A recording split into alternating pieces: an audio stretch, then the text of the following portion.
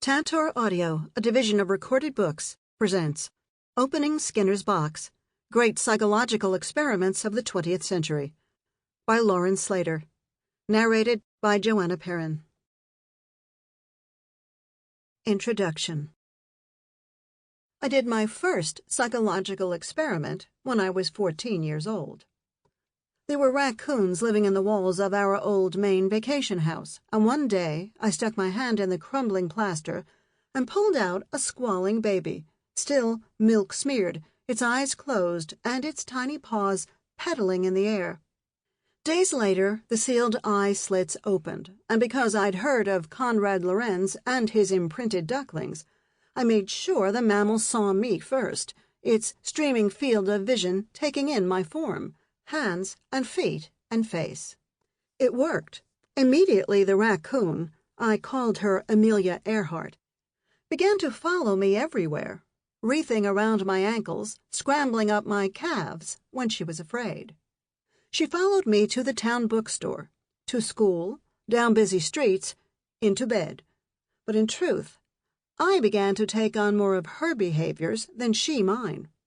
Even though I was the imprinter, with Amelia at my side, I learned to fish in a pond with my human paws.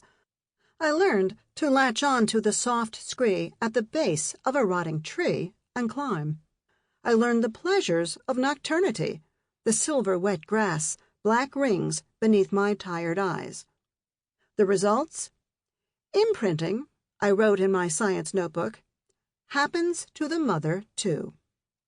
Who, I wondered, influenced whom in this symbiotic pairing? Could species shift from their specific shapes and become, through exposure, something altogether other? Was there really a boy raised by wolves, a chimpanzee who signed with words?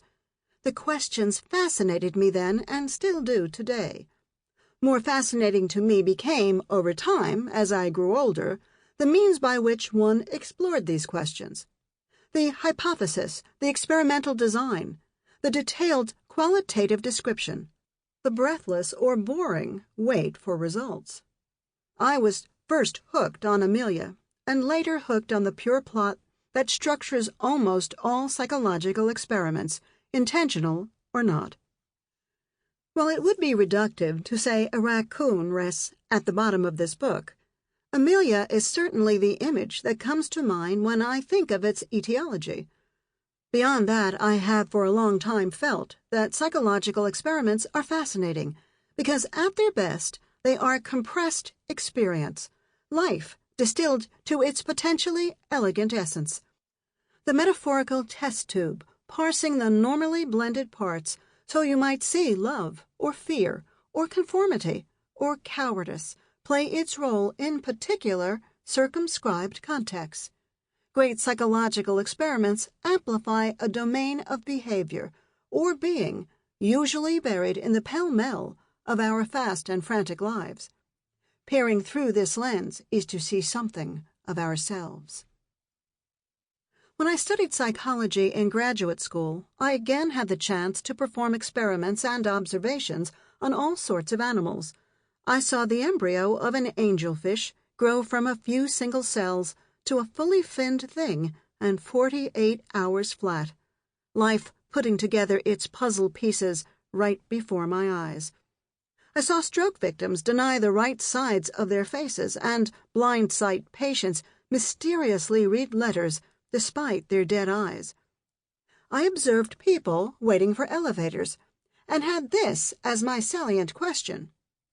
Why is it that people continuously press the button when they're waiting in the lobby, even though they know, if interviewed, that it won't make the elevator come any faster? What does elevator behavior say about human beings?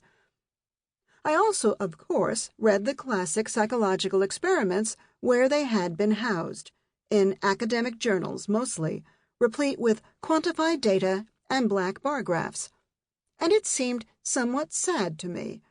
It seemed sad that these insightful and dramatic stories were reduced to the flatness that characterizes most scientific reports, and had therefore utterly failed to capture what only real narrative can.